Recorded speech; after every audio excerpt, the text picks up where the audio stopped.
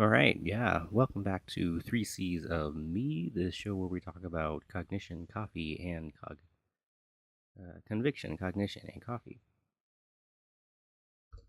Have you ever found yourself in a state of disagreeing with a person? We pretty much all have. So, in this episode, I'm going to talk about the next step in the art of disagreement that will help you resolve and communicate disagreement without sounding like a jerk or being a jerk, because it's really hard to tell the difference between the two. Coming up.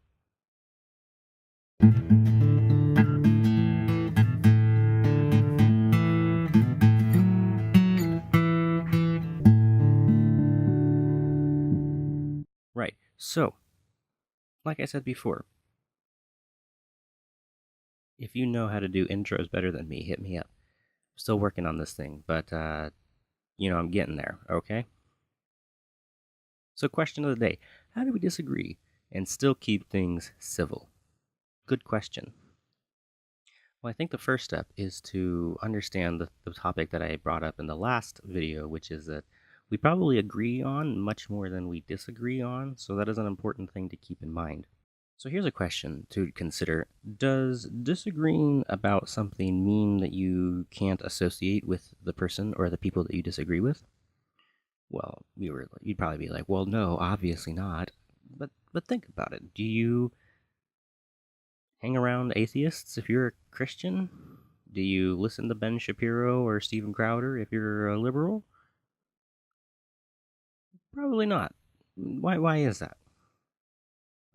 Because you'd probably disagree with them a lot on a lot of things.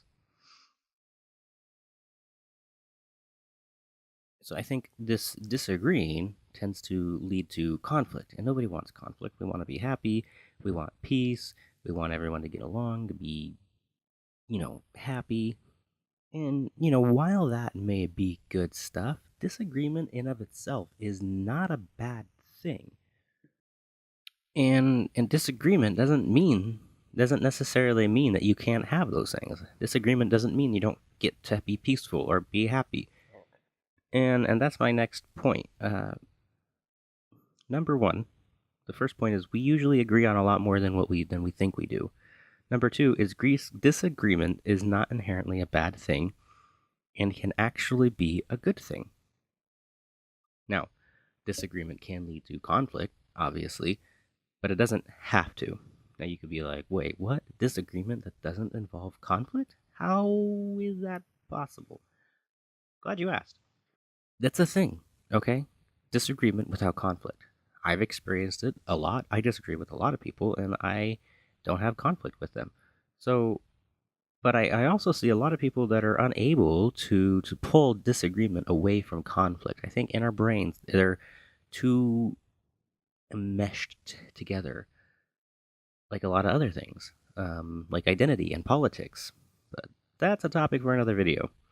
So let's look at this more in depth. The word disagree essentially means to not assent to hold a different opinion. Okay, essentially, one person holds one opinion, and you do not assent to that opinion. You disagree. You don't ascribe to that opinion, and you hold a slightly different opinion or a totally different opinion. And I think most people think that disagreeing on small things is no big deal. But the bigger the thing, the bigger the deal. So I say something like, I want pickles on my hamburger. You want pickles? No, I don't like pickles. Like, okay, no big deal. No pickles for you, more for me. So we disagree on the taste of pickles. Should we spend hours arguing about it?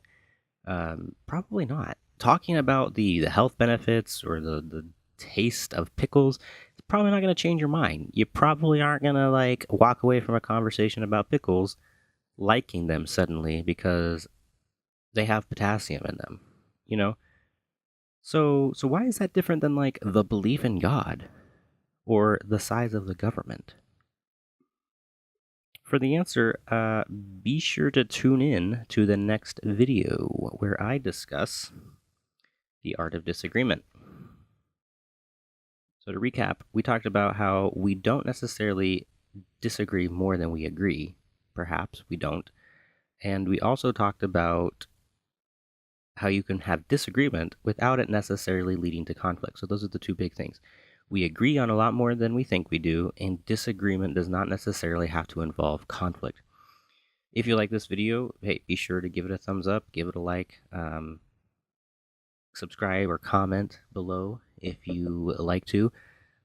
Like I said in the last video, I have included a affiliate link to Amazon. If you want to try out this Pete's Coffee Major Dickinson's Roast, just click on this link, go over to Amazon, buy it. It's great coffee. Everyone loves it that I know. So, yeah, that's cool. And so tune in next time, and we're going to talk about the scale of disagreement. Is belief that pickles are not tasty the same as believing there is no God? Tune in next time, and we will discuss that. Until then, be reasonable people.